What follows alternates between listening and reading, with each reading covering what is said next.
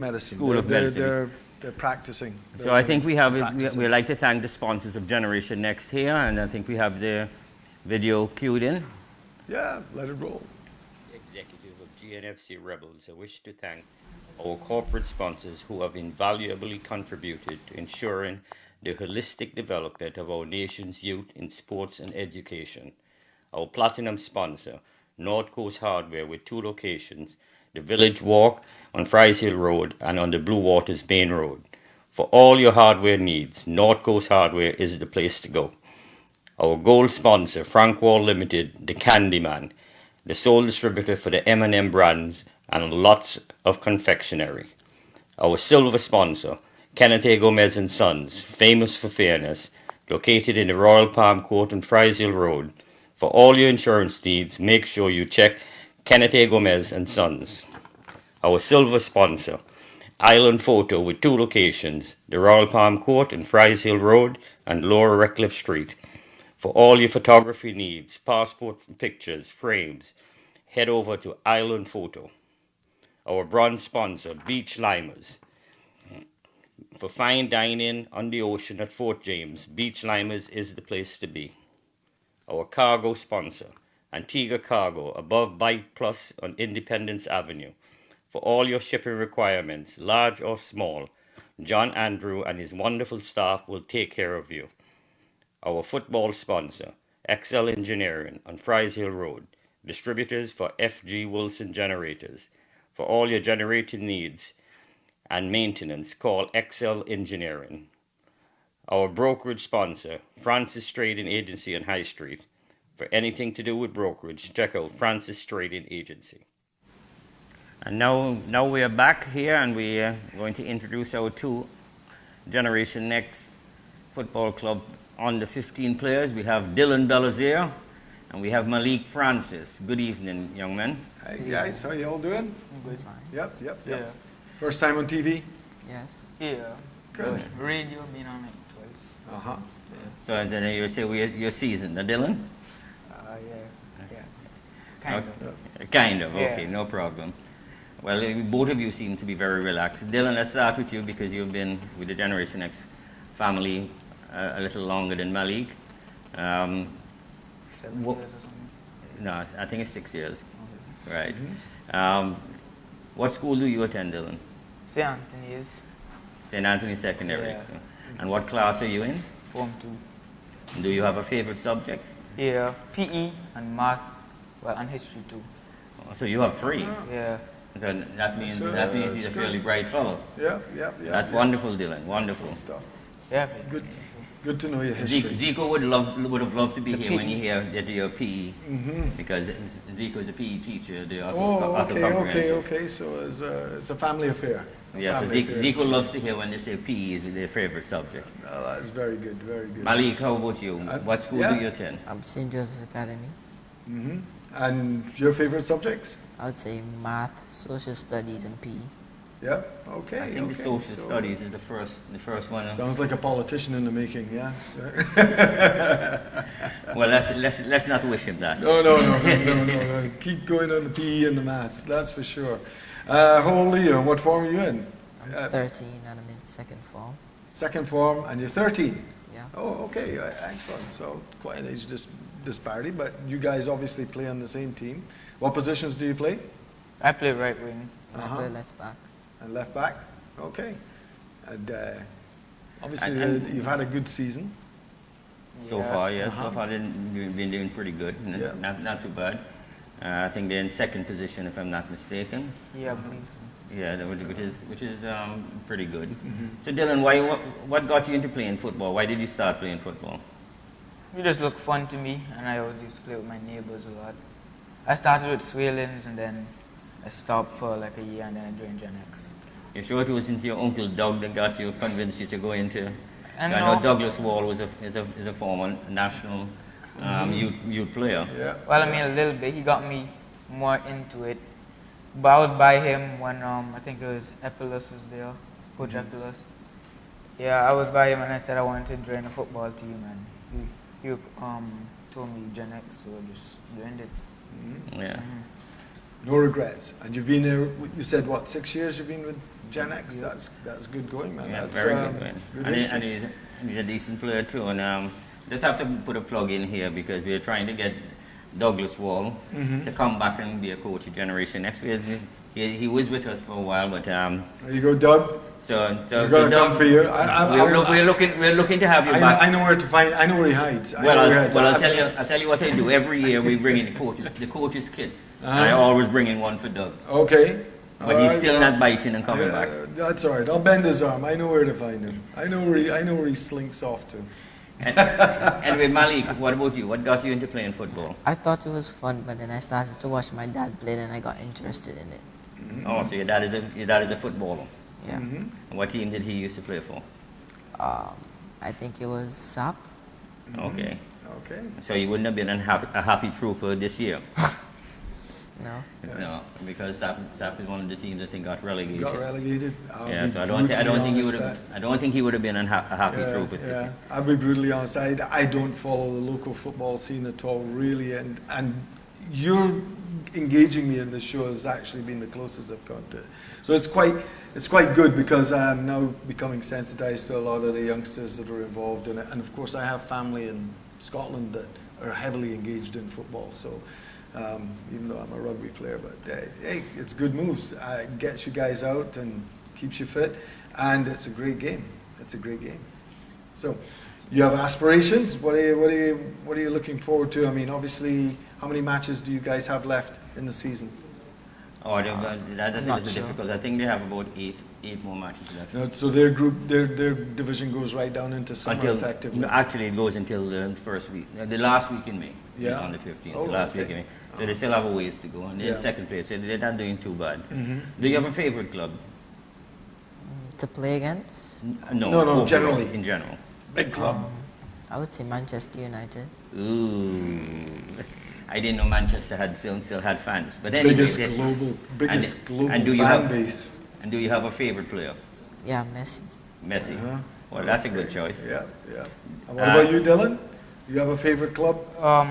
Yeah, Man U, Uh-huh. but I don't really follow football that much. Uh-huh. Yeah, Man U would be my favorite team. And do you have a favorite player? Yeah, if I had to choose, it would be probably Lukaku or Pogba. Oh, Pogba's pretty good, yeah. Yeah.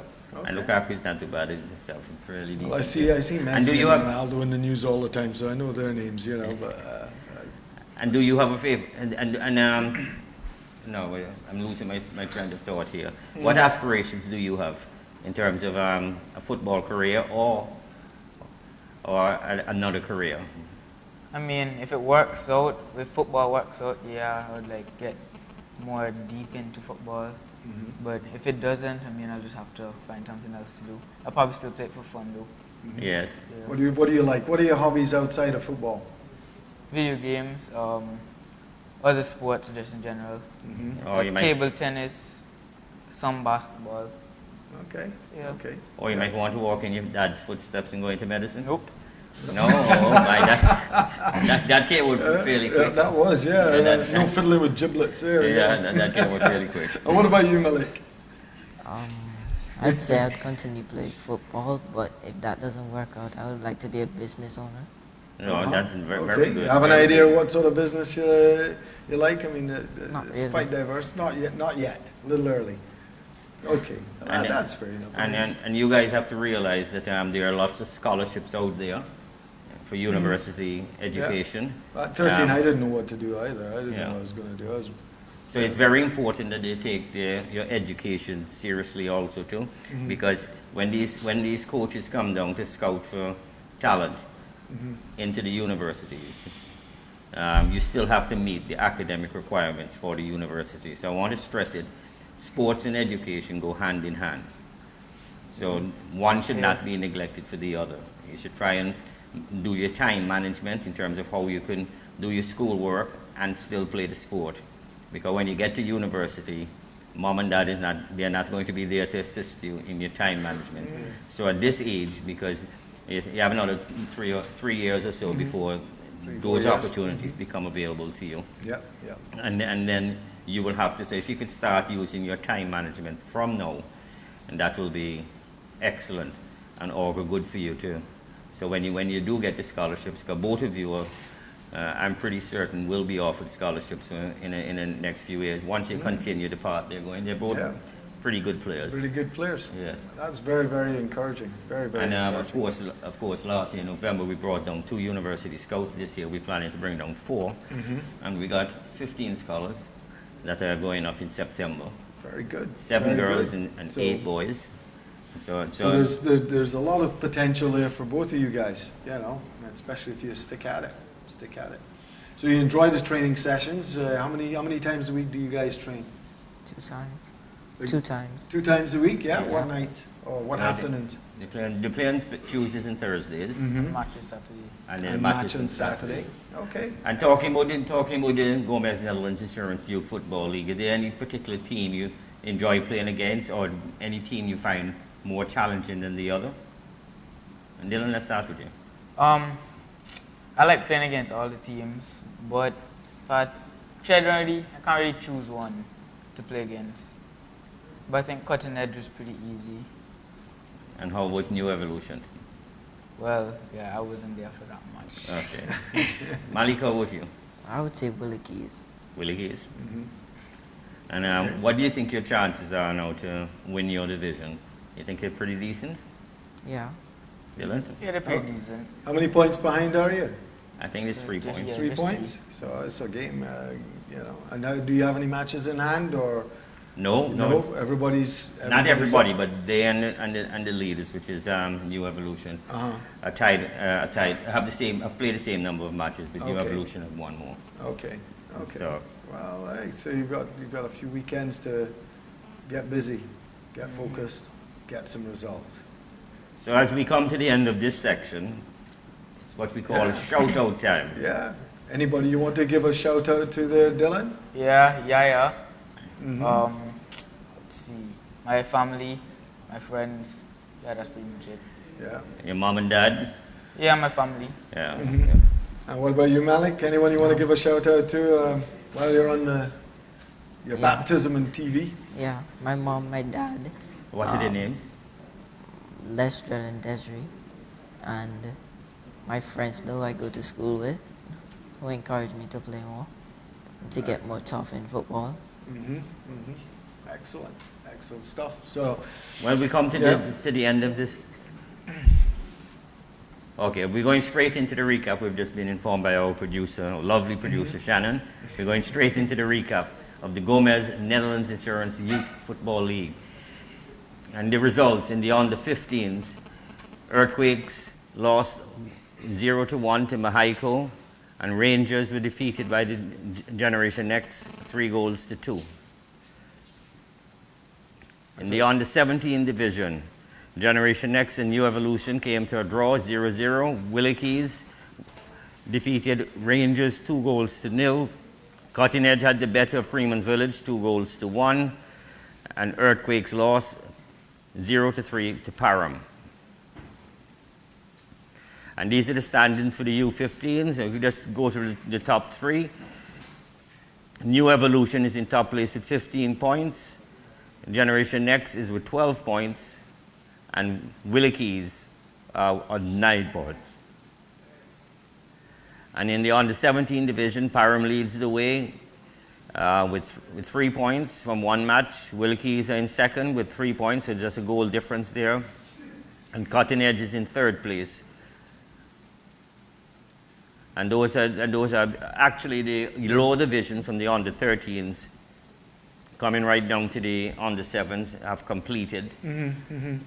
so They're they're all section of on the the league, same so- points. So in the under-17s, I noticed Yeah, they're because just it's- goal difference. Because it's just the first week, that's why. Oh, okay. It was the first week for the under-17s. Yeah, well, I figured that. Yeah. 3 points after 1 match makes sense. But yeah, man, it's really good. Actually, you'll need to get a handle on reading the results. Not unlike the English Premier Division or the BBC used to do it. You know, such and such 0-1 to the other guys. You know, it was almost therapeutic. You'd sit there and listen to football results just to put you to sleep. Well, it did me anyway. That's because you're a rugby. That's because you're a rugby player. Rugby and motorbikes, man. Rugby and motorbikes. And now bicycles. Now bicycles. So. Well, what do you say the difference between football and rugby is again? Oh, football is a gentleman's game. Played by hooligans, and rugby is a hooligan's game played by gentlemen. But at the end of the day, it's changed so much. I mean, as a sport, rugby is. Well, all sports. They all have, yeah. Football, all sports have evolved. Football, the acting is worse than ever before, and. Yeah, well, to be honest, all sports have, to me anyway, have now become a science. Oh yeah, it's no longer just about raw talent. It's now. The guys, their physical conditioning compared to what they were 10, 15 years ago is absolutely, totally different. And we've got now guys that are bigger, fitter, stronger, run longer. You know, I mean, in all sports, science has really come in, and the marginal gains are increasingly making a difference. Needless to say, the money that is coming in. Well, yeah, I mean, I would love to see more money filtering down to our sports here, which is another debate altogether. I believe that will come, and then now we're going to go straight into Rowan, Porridge, Benjamin. Of course, he's the proud coach of the champion team, Liberta Blackhawks.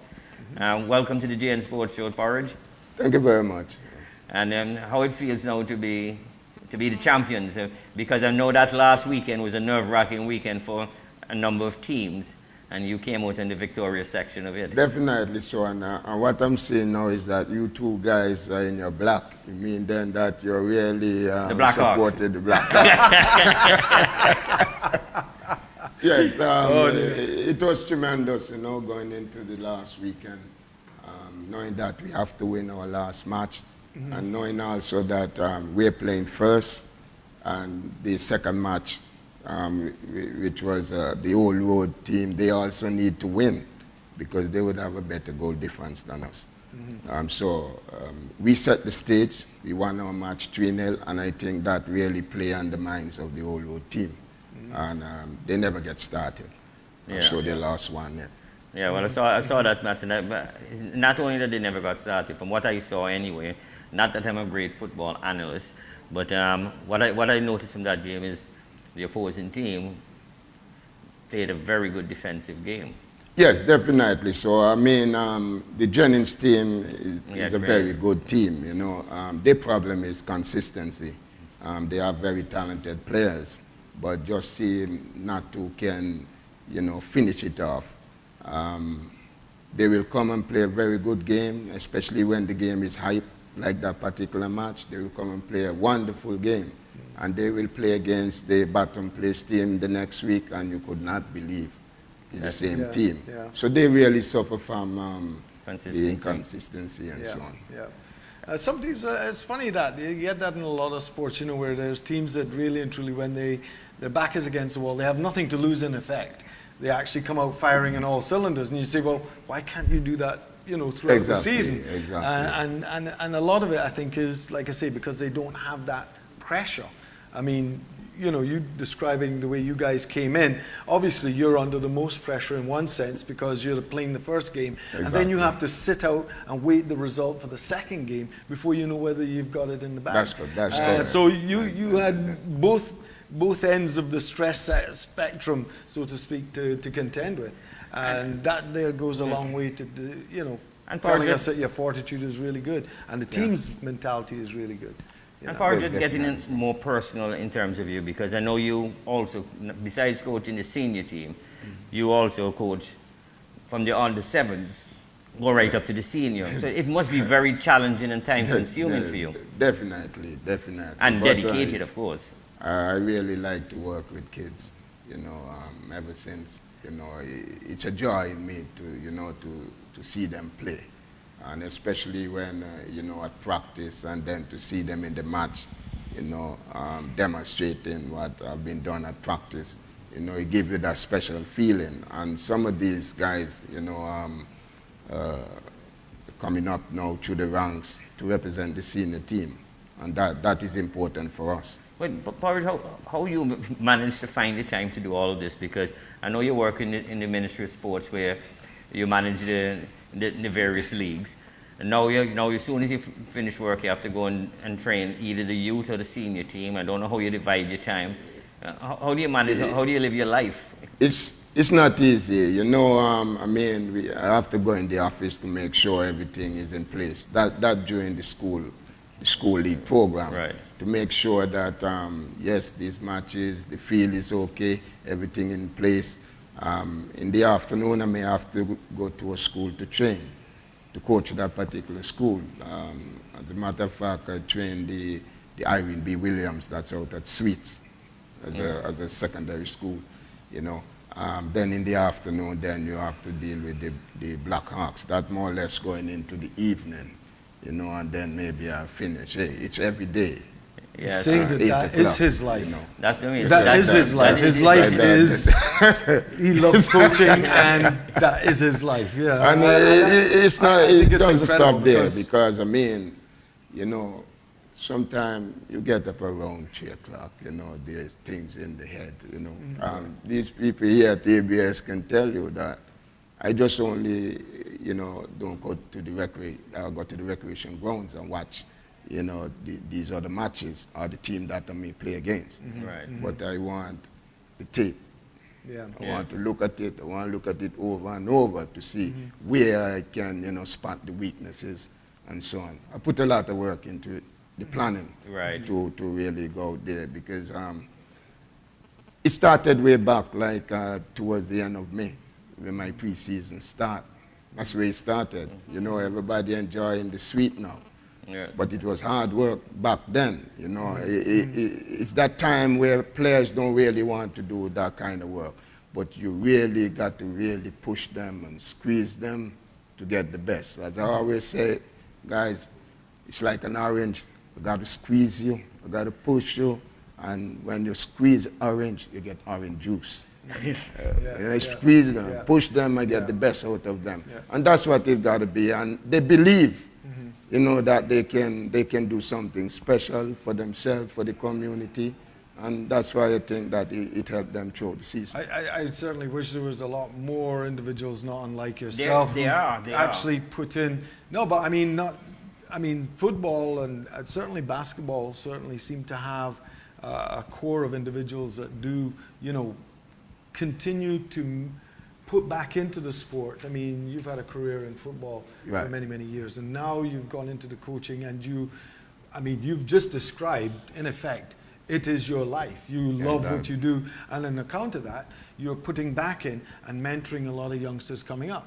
There are quite a few sports out there where I see we have federations where we have bodies of members who have a wealth of experience, and they are not doing that. They're not being proactive in trying to engage with youngsters But and I'll say, mentor them. If I could you just know. interrupt you here, the thing about it, the associations may be at fault for that, but there are a number of coaches. No, it's members. It's members of their bodies. Oh, okay, The what if- associations really are there as an organization Yeah. to sanction and run Yes, events. yes. Yeah. But the clubs and the members Right. of the body Right. are the people who, especially the older ones. I mean, like I say, for football, basketball, and cricket, there certainly seems to be, a, you know, depth to that. Yeah. The numbers are there to actually, which is why you have football leagues. You have numerous teams in each division, you know, and that's because you have the depth of talent that are coming back and reinvesting in the sport. Yeah, but there- that is there- not there are necessarily happening in Yeah. all of the sports. No, maybe not all the sports, but I know for certain in football Yeah. that Oh, yeah. there are a lot of ex-football players that are working in the community, and I'm sure Porridge is in this category where they do it out of love of the kids and love of the sport. No, well, that's clear. That's Yeah. exactly what Because he's just said. Yeah. it's definitely not monetarily wise. Exactly. rewarded. Exactly. Yeah. Yeah. As a matter of fact, I think most of you actually go into your pockets. Exactly. and It's free, man. It's free work. So you know. it's very It's love. It's It's- very it's- commendable. I would like to see the day come when individuals such as yourself are in our sports, because in our club all our coaches are paid, and I would like to see that filter through where it's a sort of an incentive that they get a stipend for putting effort back into it. Because let's face it, everybody has to go out and get a job and work to support the family, and still they have that passion to develop the youth in their community. So the thing about it is there must be some form of reward besides just the enjoyment emotionally for yourself. And so I would like to see that happen. I want to tell you, it go further than that, you know, well for me, because, you know, the community is very important. Yes. Now, if you don't have these 18, 20 kids working, doing something positive, now just imagine, Constructive activity. what could they be doing? They might be on the corner, they might be doing something out of the way, creating mischief. I think about these things a lot, you know. So that's why you see, I'm not really a very strong disciplinarian, but I'm very serious when it comes to that part, okay? When they come, the discipline have to be correct. So when you see my teams and so on, how personnel carry themselves and so on, it's very important to me, because I want people to look up to you. These guys that just won the championship, I've been keep saying it to them all the time. Listen, you win the championship, it's going to change your guys' life forever, because people now coming up to you to congratulate you. People want to be you. The little kids now in the community want to be a Lennox Julian. You understand? Right. And so that to me is really important. In communities now, in some of these communities now, it's really real problem. Yeah, that very in terms quality is of evaporating, deviant, and it's to have a pride. behavior in the community Yeah. with kids, and it's something that, you know, I always blame senior players. You don't go to the field and say, this one is rude, and what are you doing about it? Eh? Yes. They're talking too much indecent language. What are you doing about it? Correct. Yeah, I firmly believe that change in the attitudes of the youngsters must, so I totally agree with you, must come from role models Yeah. that give them the incentive to change. And one of the best ways to keep a youngster occupied, so that the devil find work for idle hands, so that they don't get themselves up into any mischief, is Right. through sports. Yes. Yeah. Keep them Regardless of engaged. whatever discipline of sport they choose. That's Because I firmly believe that if we can have more organized competitive competitions for the youngsters, we will keep them off the street. Yeah. They Yeah. will turn Well, it's a out to be constructive better citizens for this country. That's And correct. I do agree with you that if they have the role models coming in. But there's something I wanted to ask you about, Porridge, is the importation of players that are now seem to be, and it's a little pet peeve of mine, seem to be crawling into the Premier League in particular. That a number of teams have a vast number of other Yes, nationals yes. playing for them. What's your views on that? I spoke about this situation many years ago. Okay, I have an issue with it. Yes, as you realized, 3 years ago when we were in the Premier Division, we went all local and we were battered. Okay, we just could not hold our own against these players. So we have to change things a bit in the last concluded season, right? And yes, we brought in 3 Cubans. Again, we knew exactly what we want, who we're looking for. We know that we have a base of local players and discipline, and we know on the discipline side of it, who we're bringing to the team, must bring something of real worth. Not only that that they can play and they have good playing experience, but that the discipline is important. If you look at the last match, the Benner boys played. It was our local. I was going to come to that. And they won. They not only won, but the supporters, look at the crowd. They come back out. Why they come back out to watch the Benner boys? It's because they know these players. So they come These out players are from the community, so they come to support them. Whereas you had maybe some time ago, 12, 13 players coming in from England, they don't know these players. So it's important. I'm not saying that, that the time have come for us not to have invite these guys over. We have to do it, because if you notice in the game, we really could not possess the ball. But do you think there should be a cap? On In the terms number- of the the numbers of players from ABFA, overseas. in terms of the ABFA, they have to ask themselves the question, the technical committee of the ABFA. Is it affecting the national team? That's the question they have to ask. Is it bringing in all these players? Because when these clubs are bringing in players, it runs right through the middle of the Right. field. Centre backs, a goalkeeper, centre backs, central midfield players, attacking midfield players, and centre forward. You understand? And especially at centre back. Look around now. Can you find really 3 good centre back, local centre back?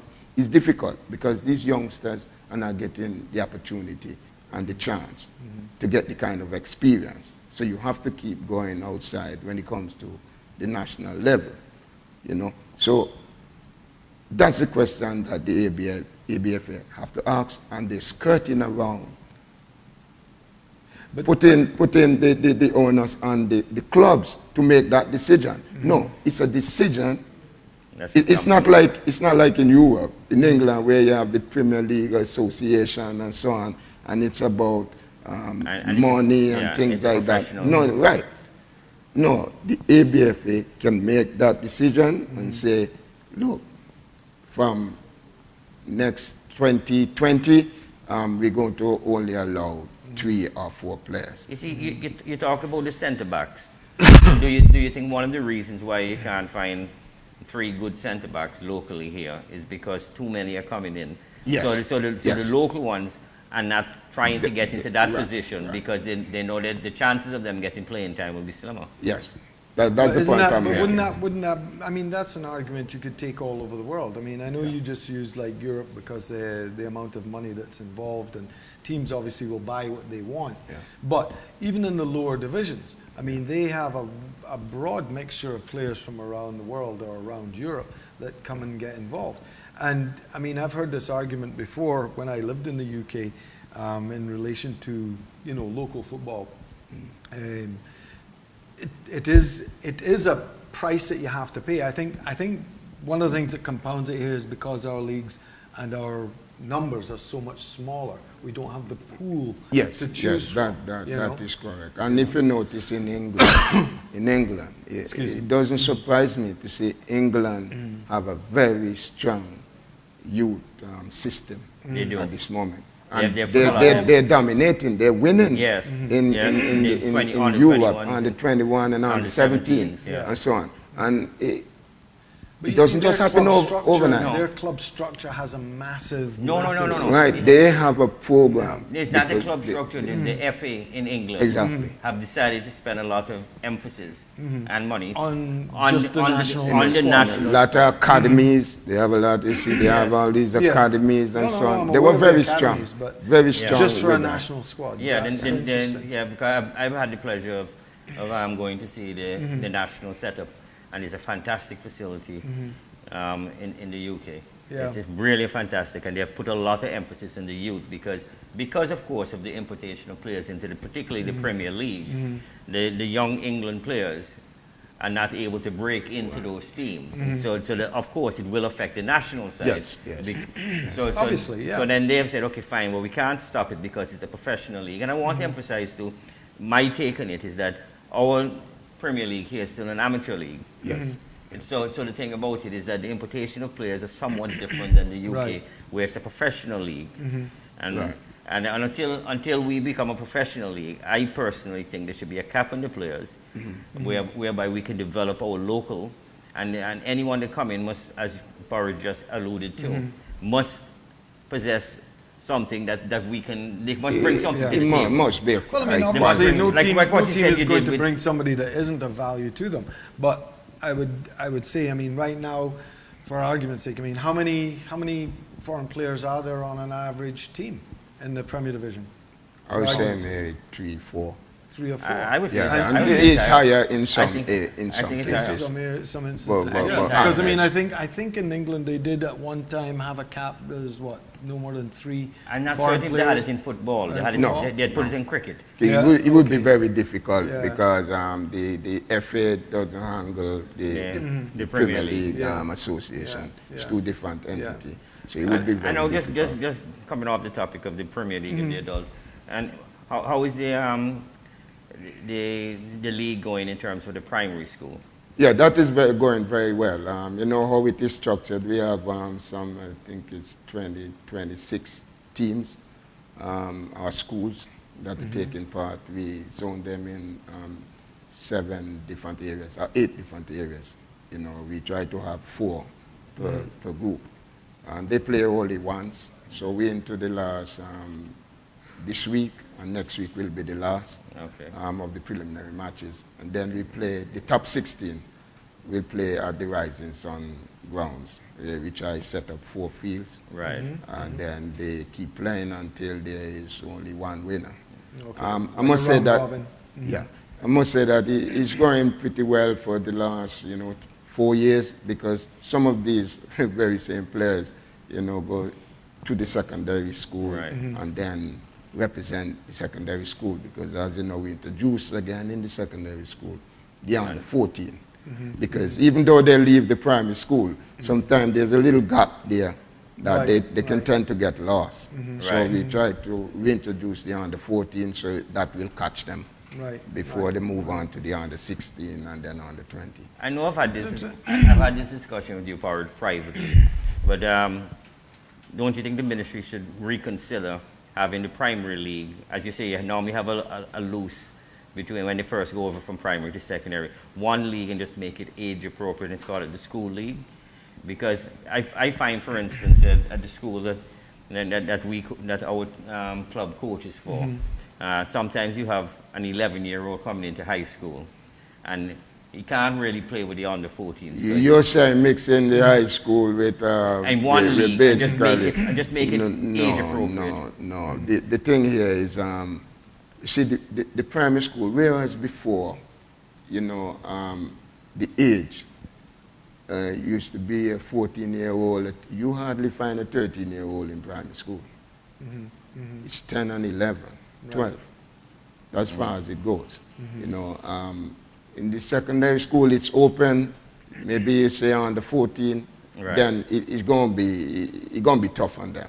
Yeah. What we try to create is they having their own little thing, the primary school, Right. because even the principals and so on, they all come out to watch these matches. They're very enthused about Actually, it. that's very And- interesting. It's good listening too, because our cycling club, we're looking at actually trying to mobilize ourselves into the schools Yeah. on a similar idea, which is to really get youngsters engaged from primary school age, Right. to use their bikes. I mean, not everybody wants to And, play and bikes you, or you football, take it but you take it to start them. and Take run- it to them. yeah, Go in yeah. the countryside and Yeah. play matches, and it Yeah. build up Yeah, the rivalry among the teams. Now that Yeah. they're coming to one location, you everybody can have a come big down. final and round And, robin. Yeah, and not only that, but also to just to have to eat my own words here, is that the primary school support is a lot Yeah. greater, massively greater than Yeah. the secondary school support. Yeah, So when you go to see a secondary match, you see a handful of people at the sideline supporting the team. So we want to egg on you parents that followed your kids through primary school to not give up and keep coming to them in secondary school. Because that encouragement, again, is one of the spurs that carries them forward, gives them more confidence, more encouragement to go forward with the game. Well- We have a section on the show all about. Yeah, that's coming up so shortly. we'll come Well, on. Porridge, we'd Right. like to thank you for coming on the GN Sports Show. And once again, congratulations Yeah. on Yeah. your victory as the ABFA Premier League champions. And you're hoping for a repeat? Well, he's feeling very good. He's feeling nice, and if that happened, then you want to do it twice. And if it feels good again when you're Go doing for it the hat twice, trick. you want to go 3 times. But I want to say, thanks to the supporters. They weren't easy. They weren't easy, you know. But we all know supporters, they want to win all the matches. They don't see themselves as losing any matches. So sometimes they can be very tough. They can be very hard. And it was very important when I heard the new coach in an interview, you know, appeal to them that we're going to lose some games, you know, but don't come down. Still support the team. Don't come down on the team. Still support. So just want to thank the supporters of the Liberta community. I mean, it's been 32 years that we waited for something like this to happen. You know, and you had imagine to all these players. And to boot, you had to wait until the final day. And the final day, you know. So the players really put in a lot of hard work, and I really want to congratulate them, you know, on this huge victory. And they can enjoy it until May comes around, where the preseason start it all over again. Okay, and we'll follow up with you on the school primary league and see how that goes. Thank you, man. Porridge, thanks again, Porridge. Pleasure meeting you, man. All right. I look forward to catching up with you. Like I say, there's some. And now we'll take a little break here, a commercial break, and then we'll be back from a parent's perspective. Time to wake up. Time to prepare for the day. Time to learn. Time to make a difference. Time to look after yourself. Time to see your healthcare provider. Don't let cervical cancer stop you from unleashing your potential. Now is the time to get vaccinated. Now is the time to get screened. Now is the time to end cervical cancer.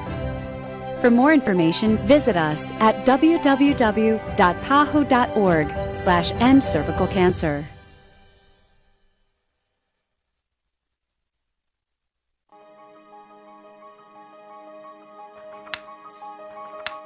The library you wished you could take with you.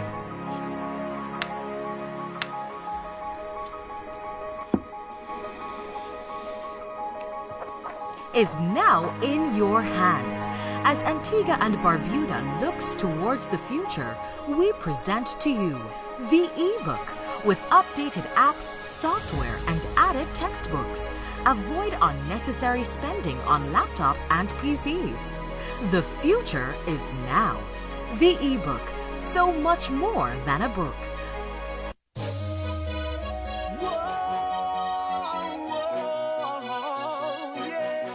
Said I'm feeling so sick, yeah. But this letter can't miss, no. It's days now, I can't get out of my bed.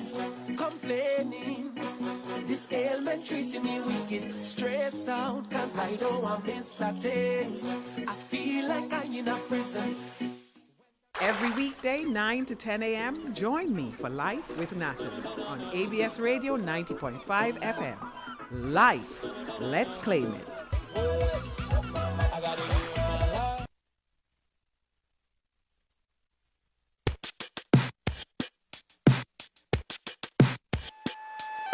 Many people struggle to maintain a lasting relationship, sometimes opening up to someone, believing they are different, only to be disappointed. They say there's always some madness in love, but there's also some reason in madness. Matters of the heart. Let's find the solution together.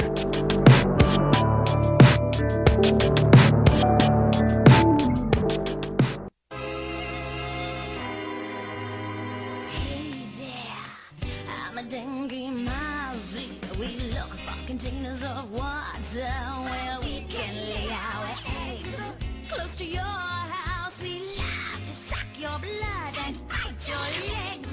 We don't live in swamps or rivers, we live in your house day and night. We'll give you dengue fever when we give you a great big bite. We hate it when you spray, it's insect repellent we fear. Throw out that water,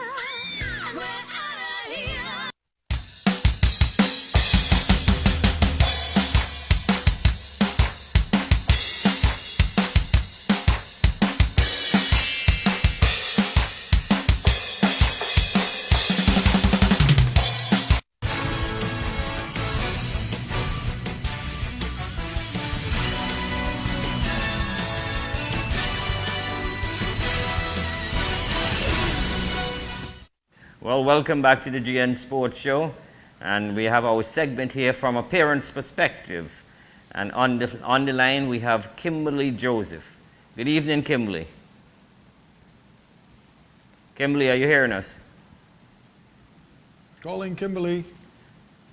We have some. Hello. Hello. Hi, Kimberley. Hi, good night. Good night. Welcome to the GN Sports Show. Thank you. And thank you for coming on in what we consider a very important segment, which is from a parent's perspective. Yes, definitely. Yeah, Kimberley, what I would like to ask you is that what are some of the challenges that you find in terms of getting your daughter to practice and managing that with work, and then taking her to matches? What are some of the challenges that you face doing that? Well, as you know, with work is Monday to Friday, and sometimes my days go longer than the regular 4:30 or 5. And on the weekends too is when you have the time or some time allotted to doing your chores and extra things you may have to do that you're not able to do in the week.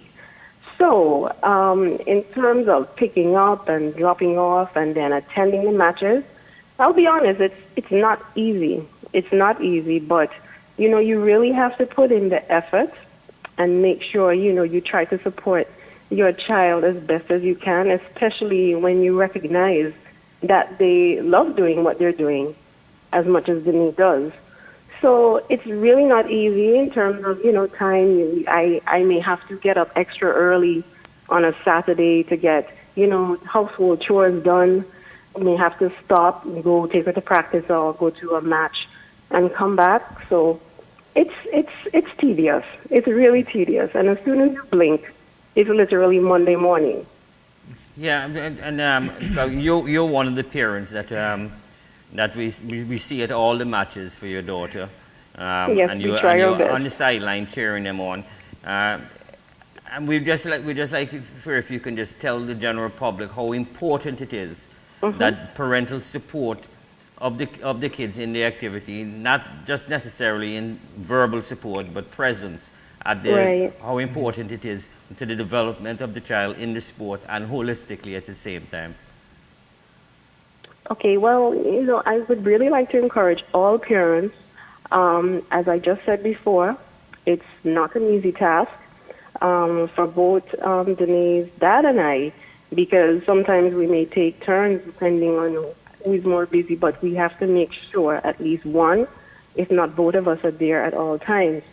I'd really like to encourage, other parents to support their children in this sport and any other sport for that fact as much as possible, because, it's not the material things that matter to children most of the time. Sometimes it's just seeing their parents, their mom or their dad or both parents there, and having that support, because sometimes seeing the actual parent there is more important than perhaps buying them a gift or something. They really get more excited, or they feel a lot more appreciated once their parents are there. So I'd like to encourage, other parents to do the same. Go to the matches, go to the practices, attend the games as best as they can, because it really gives them, the extra encouragement.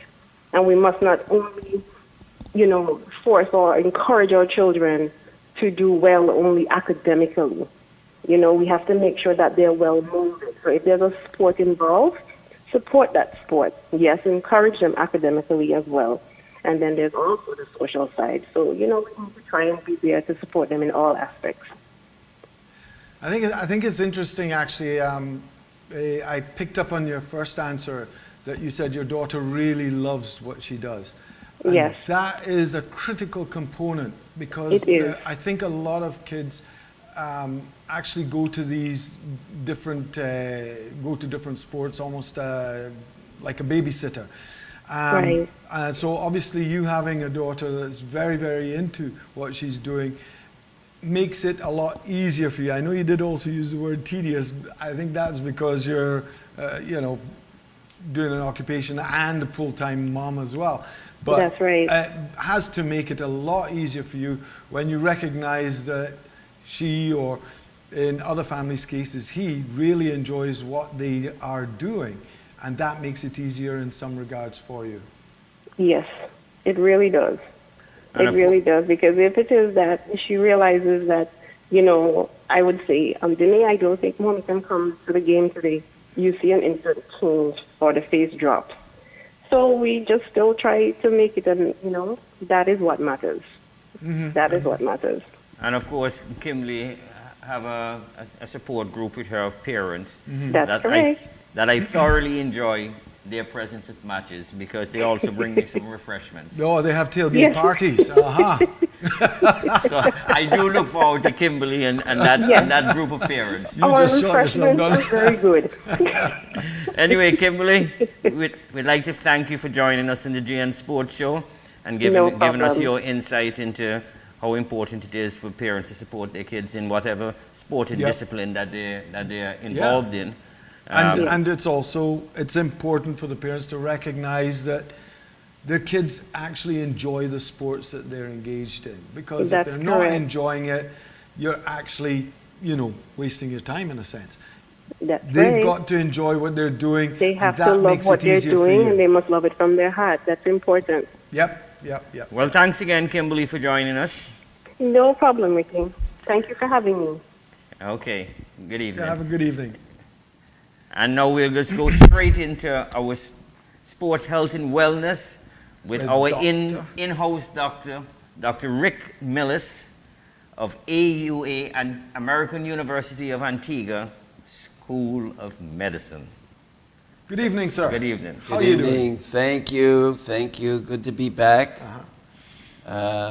And continue our discussion from last week.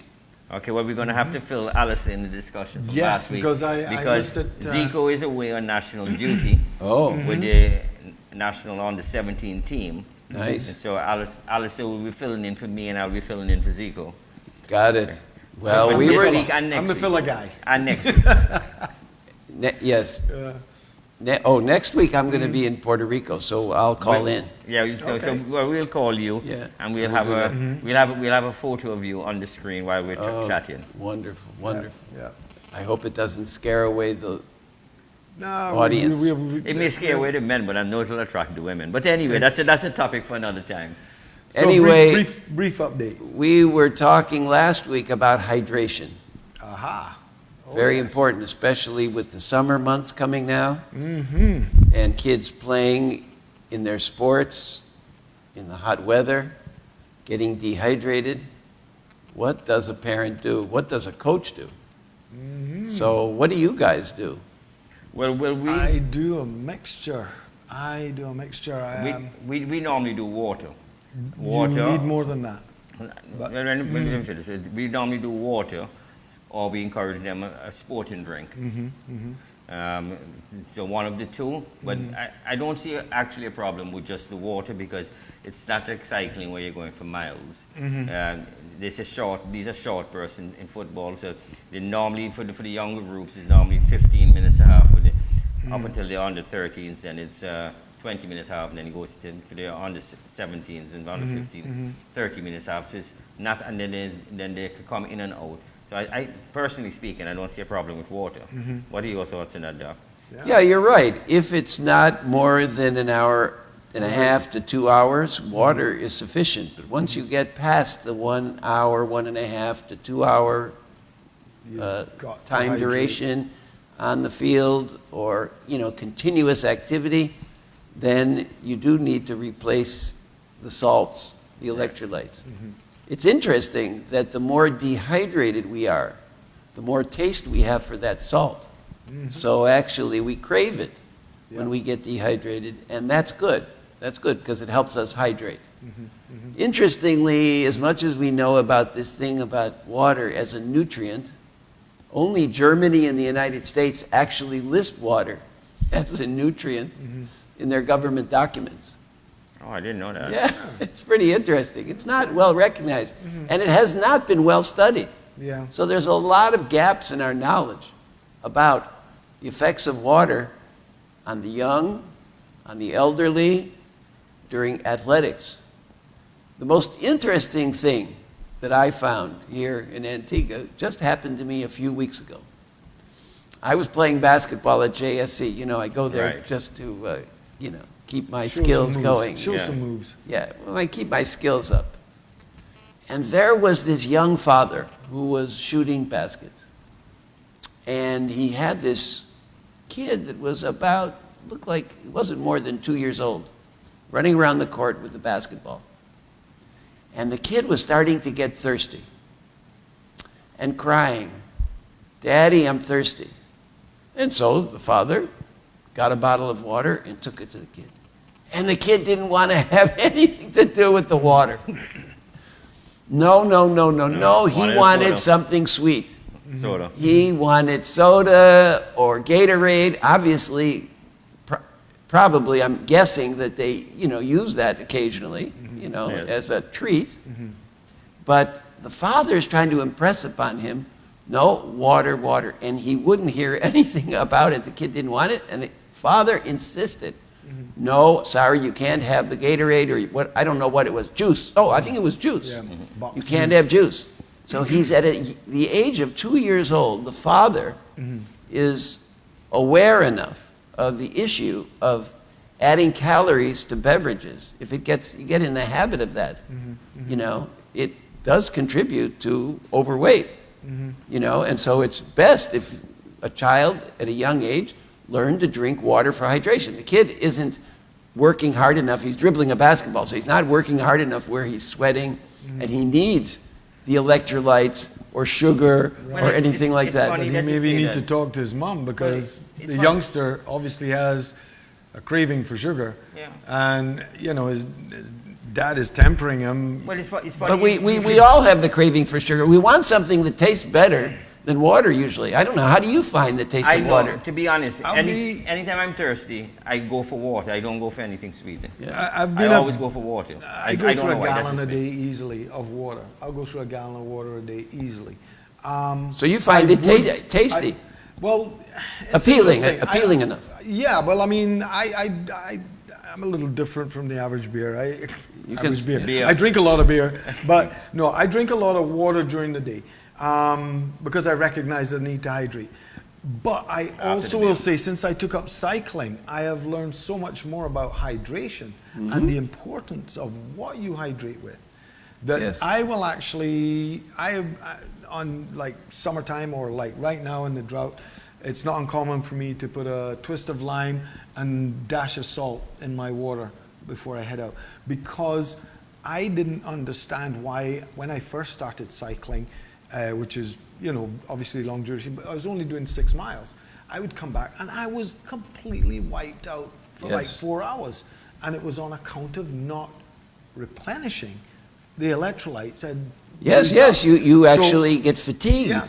You get more fatigued. Yeah. You can't concentrate. No, if you you're have work done. to do, You're done. Yeah. your concentration is really off by getting dehydrated.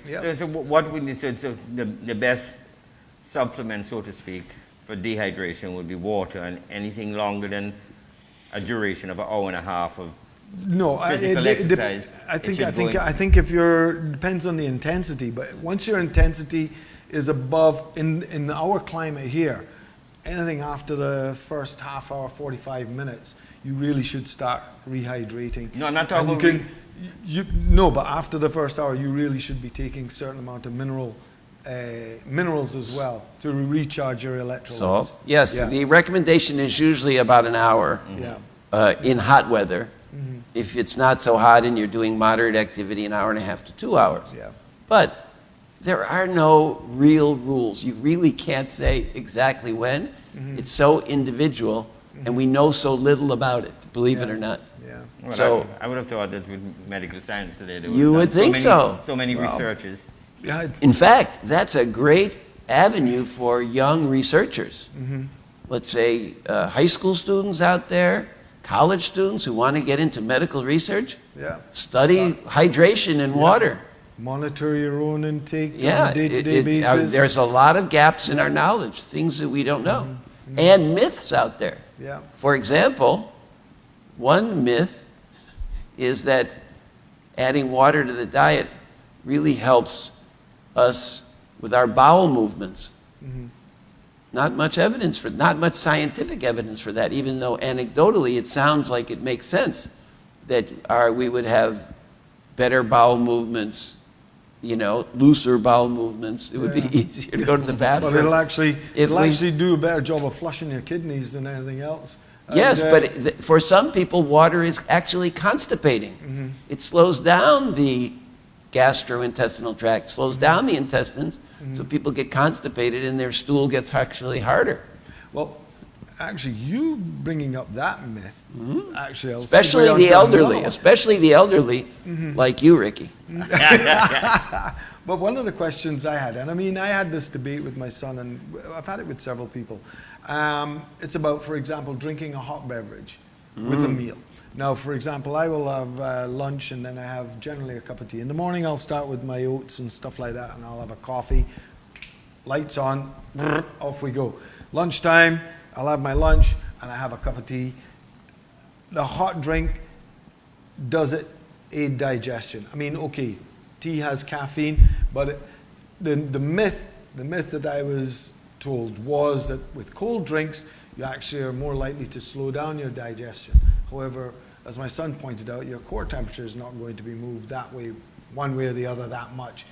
So tell me, tea, cold drinks, warm drinks, cold drinks? We really don't know. Yeah. There's no scientific evidence one way or the other for that. It does make sense that cold, if it gets down there, if you put cold beverages in your gastrointestinal tract, that it might slow it down. But, as you said, by the time it gets down there, it's already warmed up.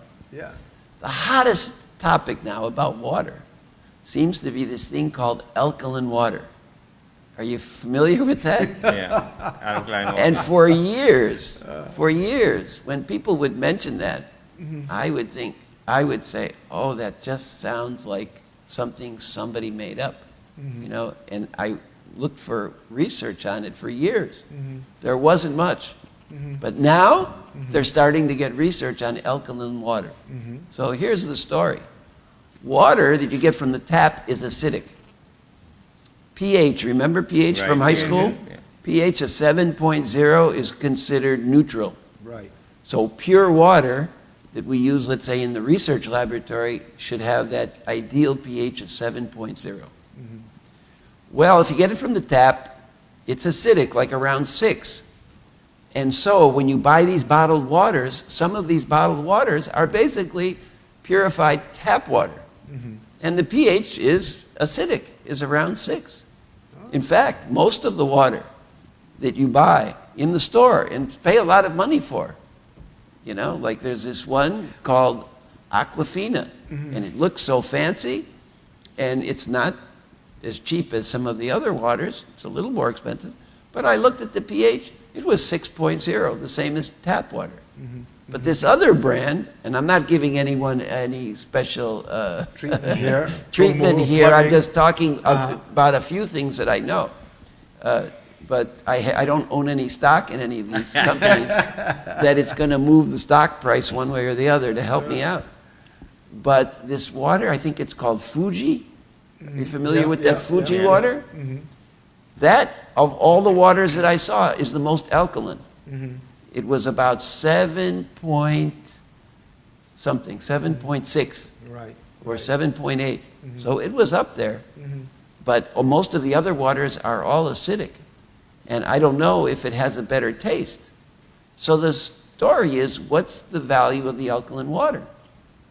I thought, like you thought, about the temperature of the water, that by the time it gets down to the stomach, and it gets processed in the stomach, we have acid in our stomach, that actually, if you alkalinize the stomach responds by making more acid, and it would make your blood more acid. And the whole idea of alkaline water is to nullify or neutralize the acidity of the blood that increases when you have a buildup of this lactic acid, when you exercise, especially when you exercise with high intensity, there's a buildup of lactic acid in the blood. And this lactic acid, making your blood more acidic, could be neutralized. But then again, I'm thinking, if you take it in your gastrointestinal tract, it's But tell me something here, Doc. by the time it gets in, Well, it's, actually, the acidity is going to change. But I mean, you could look at it conversely and say, like with citric acid. Yes. When you have heartburn, for example, a lot of people go against the grain and say taking an orange or a lime you're adding more acid to it, it's going to make it worse. But it doesn't. It actually works the other way around. The other way around. It Very actually good. goes alkaline Wow. in your intestines. You should be a doctor. You're a good physiologist. Well, Because when you take acid and put it in the stomach responds by actually making more of this substance called bicarbonate that actually is alkaline. Bicarbonate is the same as baking soda. Yeah. So actually you can make alkaline water in your kitchen by just adding baking soda. Yeah. That's the question I was going to ask you. In terms of the pH level in the waters here, does that mean that then you have to drink more water to rehydrate or less? Well, that's a it great question. varies from person to person. Yeah. No, but we don't I'm know. talking about wait, Alice, I'm talking because of the pH level. Yes. Does that mean that you have to take more or less? We don't know. Actually, there's new research. Not because of the individual. There's new research to show that it helps the body handle the lactic acid load. You know, the soreness in your muscles you get, and fatigue you get, and the pain signals you get from excessive exercise comes from this buildup of lactic acid. So the new research, and it's not a lot of it, it's just a little bit of it, but they were well-designed studies, suggest that when you take in the alkaline water versus acidic water, it helps handle that extra lactic acid better, which is surprising. Yeah, because it in effect is a contradiction. It sounds like it, but you know. So anyway, we can't make any pronouncements about it because again, there isn't enough research, so we really shouldn't tell people that you need to take the alkaline water, but just be aware that in the future we're going to probably hear more about alkaline water and its health benefits. But I can slight segue again. You can come back to drinking water. If you use bicarbonate, that will loosen you up. Oh, okay. You know, as a laxative. So we were talking earlier about water, whether it would loosen the bowels.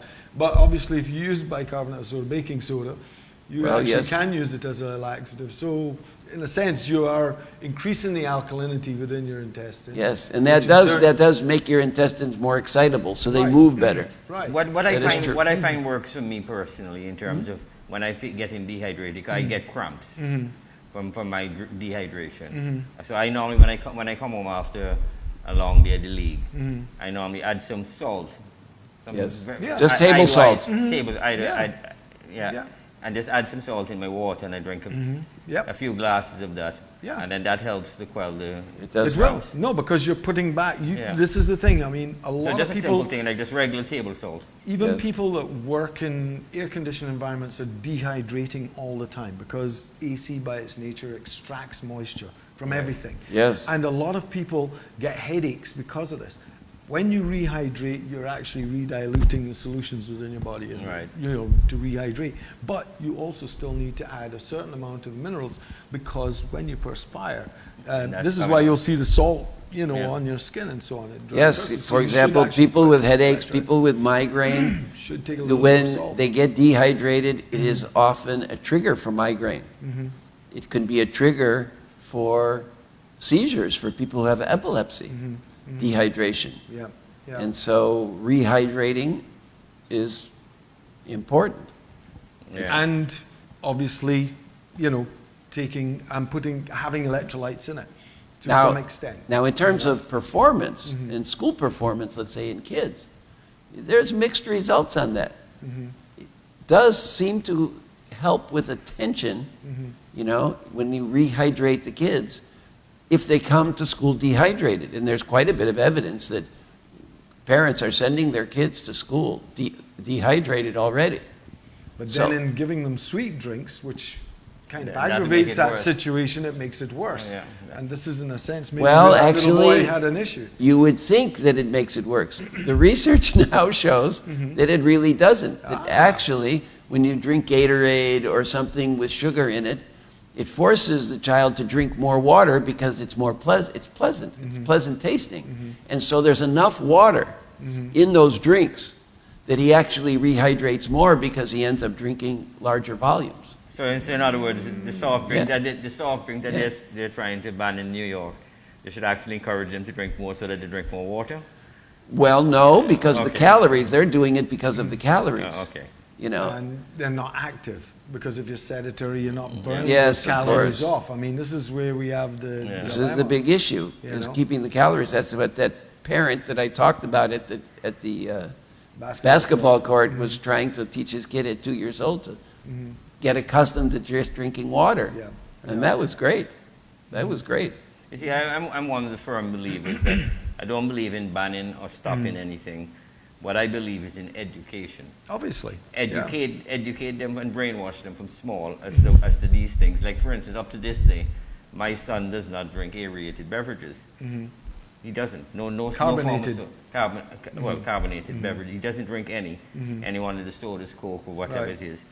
Because from the time he was small, my wife and I, Sharon and I, made an effort that he was only going to drink a certain type of drink. So he drinks a lot of water. And a lot of we were never big on sweet drinks. I'll be honest with you, actually. I have You drunk guys are more- much better parents than I ever was. So the thing about it is that if you start the brainwashing, so to speak, of the youngsters, rather than banning the products. Well, it's not brainwashing of them, it's educating them. It's educating them. Well, and also setting an example. Yeah. You're their role model. Yeah. If you're doing that, they want to mimic you. Yeah. Yes, exactly. Yeah, because we Which drank a lot of water. Yeah, in some respects, Ricky, your child mimicking you would be scary. Well, a few years to wait before you Yeah, get yeah, really yeah, scary,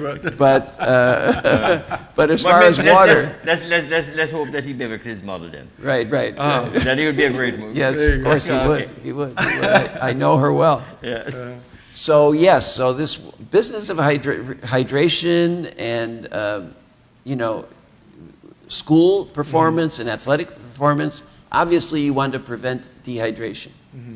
So the question is, if kids go to school dehydrated, I told you, they do better if you rehydrate them. Now, does that mean if they're already well hydrated, if they drink water, they're going to do better? There's no evidence for that at all. In fact, often they do worse. So the point is, there's some optimal level of hydration, and when a child starts overhydrating them, you don't get any real benefit. They'll actually be in terms bloated of and distracted in by terms of that, school yeah. performance. You know, now with regard to athletics, it used to be that we used to tell people, go according to your thirst. Have you ever done that? Yeah, we get told that. Up to If you wait this till day, you're yeah. thirsty, it's too late.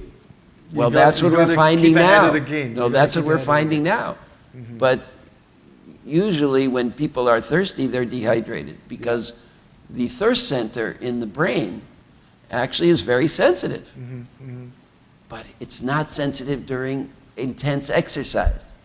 It loses its sensitivity, believe it or not, during intense exercise. When you're sitting in your office or you're sitting at home and you're thirsty, you should drink because that's the signal that you're dehydrated. But that signal is less sensitive when you're exercising. What's the reason for that? So you can't. What is the reason? What's the Interesting. I reason? mean, no, but You always want to know it's- reasons for things that are so complex, Ricky. Yeah. This is really a complex, this whole business of water that we're talking about, the balance between what you take in and what you No, I'm just- eliminate through sweat is extremely complex, especially how the brain. I was just curious as to why the senses would not be so astute. Probably. When you because exercise. you override some of it. I mean, again, I go back to cycling because that's what I do on a day-to-day basis. Okay. And, you know, I see guys come, I do tours, take people around the country, and a lot of the folks that come from the north, they struggle with the heat and the humidity. Yes. Whereas I have assimilated. However, I will go and ride on 2 bottles to their 4. It doesn't mean that I'm less dehydrated than them. I've assimilated, so I'm accustomed to the temperatures, and I ignore it. I do take on, but when I get back, I'll drink 4 glasses of water like that. Or 4 beers. You know, no. unless we've been racing or training, yeah. But you know, I will then rehydrate, but on the road. And I think a lot of it is that you, like I say, it's a assimilation to your conditions. that you are more comfortable in, because I work for long periods out in the sun. So I can't be stopping to drink every 5 minutes. So I've learned my body, you know, and I think a lot of us here in the Caribbean do that, okay? Because it allows you to function. And then you go inside, you maybe fire a couple glasses. Makes a lot of sense. You know? So to answer Ricky's question about the brain, from what I know about the brain, I would predict that there's interfering influences. In other words, when you're exercising, there's so much going on in terms of changing the brain chemistry that there are neurotransmitters, chemicals, hormones released that are making this happen. It's not necessarily an advantage, you see, but it's just interfering influences. So the brain is not you perfect. have to educate yourself to get ahead of that curve. Yeah. So This is why I said, if you are racing or you're in a sport and you're feeling thirsty, you're behind with your diet, your rehydration and interfering signals. You've got to. So it's like if you get hurt on one hand and you get hurt on the other hand, the pain from one hand goes away, or not goes away, but it's lessened because the new pain takes over. Yeah. So it's a very similar kind of... Yeah, it is. It is. Very good. That's a good analogy. Yeah. So you have interfering signals to this thing called the thirst center in the hypothalamus of our brain that is probably making it less sensitive. So that's why when you're sedentary, that it becomes more active because you're not really doing anything. You're not doing anything. That's You're correct. less distracted. That's right. It's in fact, in those conditions, it's exquisitely sensitive. Right. Like right now, I feel thirsty. Guess what? I'm dehydrated. Yep. And that would be down to a lot of the time the condition that we're Of course, I'm talking a lot of hot air coming out of me, and I'm losing water vapor. But it's educational so- hot air. It's not and just so, yes, it's not just hot other stuff. You know? Exactly. Exactly. So so this thirst business is very interesting. Yeah. So would you say that the sporting drinks, I don't want to call any particular brand, are essential for sporting, or water is just as good? Well, as we said, it depends on the duration, and it depends how much you're sweating. So it's very individualistic. Right. And so somebody really has to learn what works for them. And, so listening to the advertisements really doesn't make a lot of sense. Because the advertisements for these things, of course, are pushing that product. Right. And for some people it's necessary, and other people it's not. Obviously, if you're a high-powered athlete that sweats a lot, you have to replace the electrolytes. And you probably know that already intuitively, because as I told you, as you get more dehydrated during the course of an exercise or a sport, you start craving the salt. You start craving the electrolyte.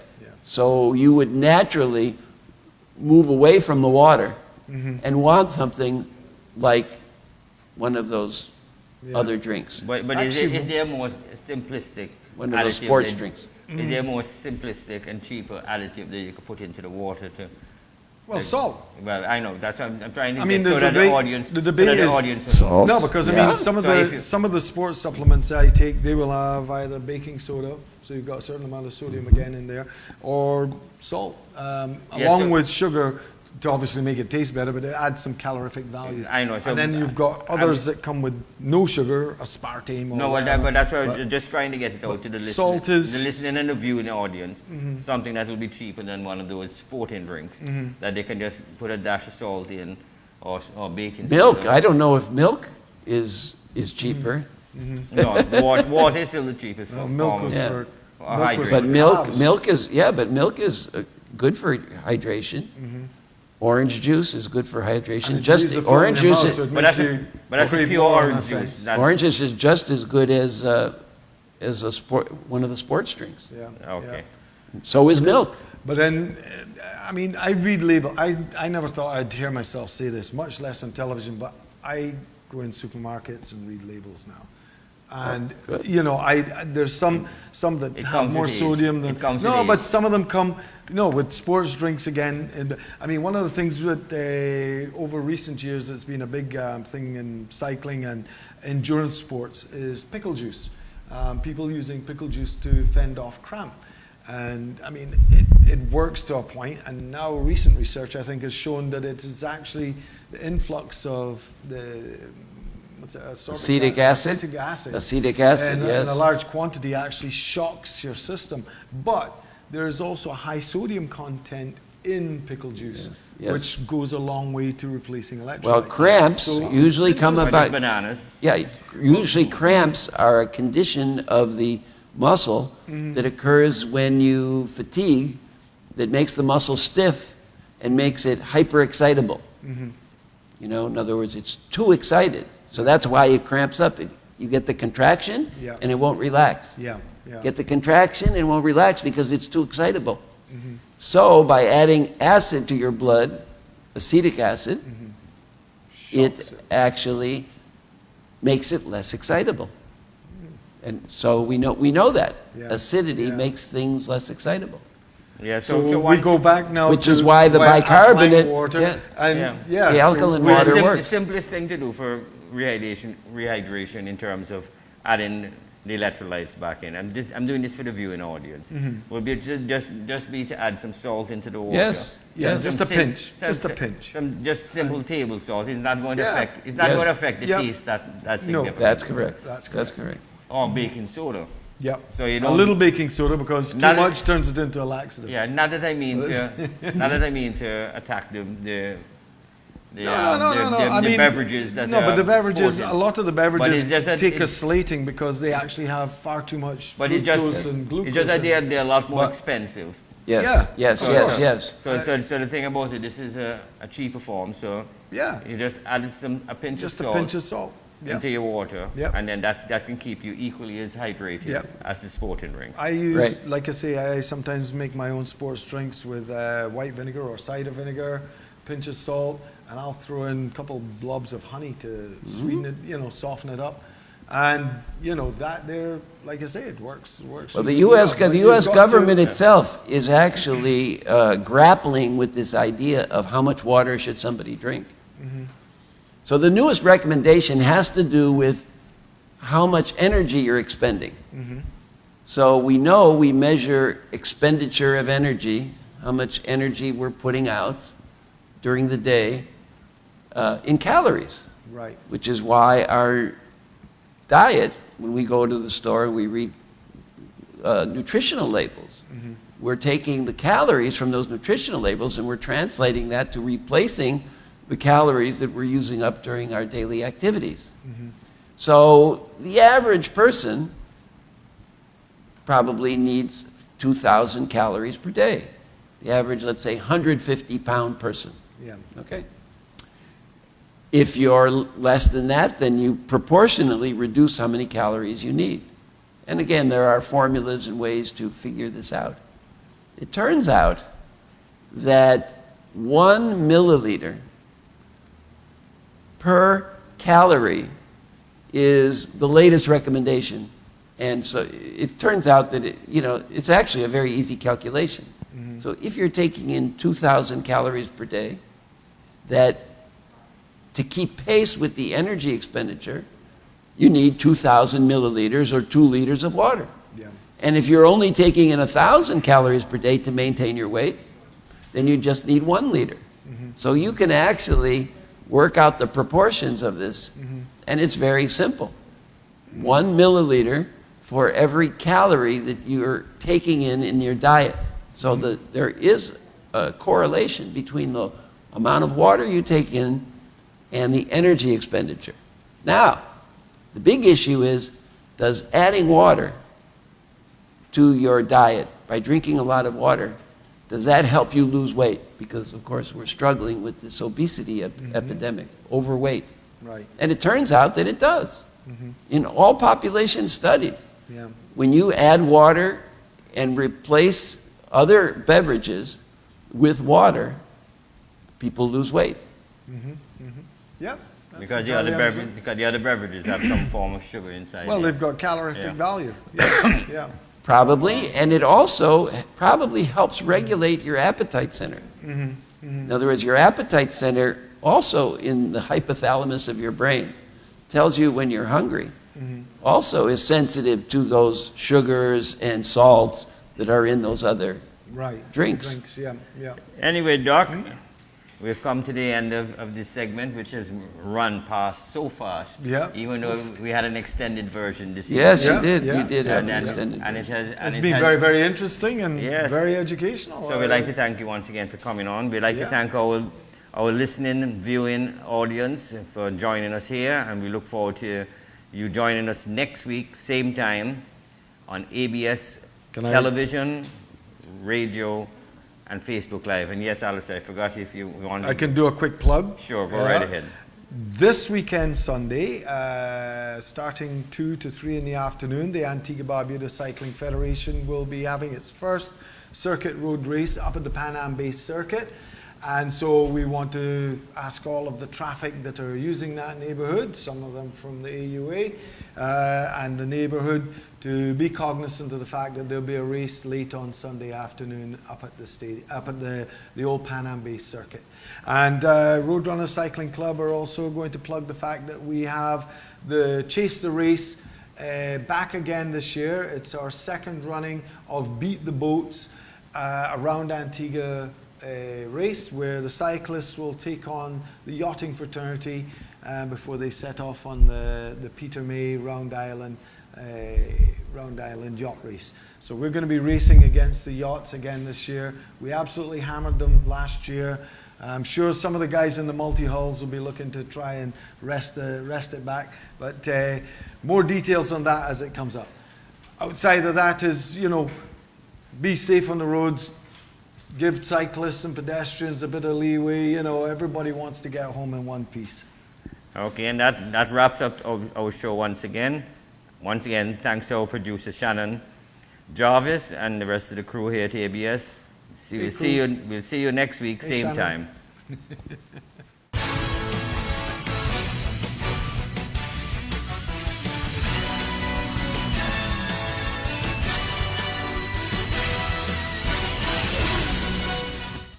ABS, first in news, sports, and entertainment.